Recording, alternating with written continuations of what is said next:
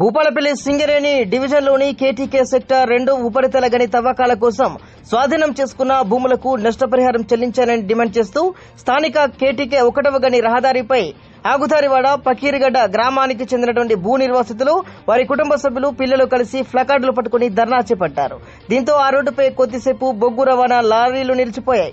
7 ఏళ్ల క్రితం స్వాధీనం చేసుకున్న భూములు ఇళ్లకు నష్టపరిహారం చెల్లించాలని పలుమారు అధికారుల దృష్టికి తీసుకువెళ్లినా సింగరేణి యాజమాన్యం పూర్తిగా నిర్లక్ష్యంగా వ్యవహరిస్తుందని రైతులు బుర్ర రమేష్, రాజయ్య, సైకం శంకర్లు విమర్శించారు.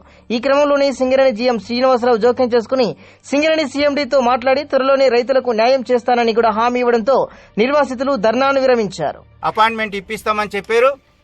వాళ్ళు చెప్పి కూడా 3 రోజులైన సందర్భంగా మా రైతులు ఈ ఇబ్బందులు పడలేక చావో రేవో తెలుసుకోవాలనే ఉద్దేశంతో ఈరోజు ధర్నాకు పాల్గొనడం జరిగింది. ఇప్పుడు కూడా జీఎం గారు మీ అందరి ముంగట 25 లోపు సిఎండి గారిని కల్పిస్తానని హామీ ఇవ్వడం జరిగింది.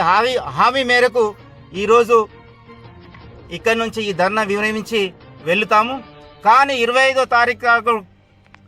తారీఖు తర్వాత కూడా ఒకవేళ వాళ్ళు ఇచ్చినటువంటి కల్పియడము నష్టపరిహారం గురించి మేము కూడా మా యొక్క సాధక బాధకాలు రైతుల అందరం కూడా వెళ్ళి వారికి విన్నవిస్తాం. అప్పుడు కూడా ఒకవేళ కల్పియకపోయినా, ఒకవేళ సిఎండి గారు స్పందించకపోయినా మా యొక్క ధర్నా అయినా లేకపోతే OC2 నిరవధికంగా బంద్ చేయడం అన్నా చావో రేవో OC2 మైల్నే తెలుసుకుంటామని తెలియజేస్తూ ఈ యొక్క పోరాటం కొనసాగింపే కానీ మా నష్టపరిహారం వచ్చే వరకు కొనసాగుతామని తెలియజేస్తూ ఈ ధర్నాలో పాల్గొన్న రైతులకు ఈ కార్యక్రమానికి అటెండ్ అయినటువంటి పత్రికా సోదరులకు అందరికీ కూడా నా హృదయపూర్వక నమస్కారాలు తెలియజేస్తున్నాను.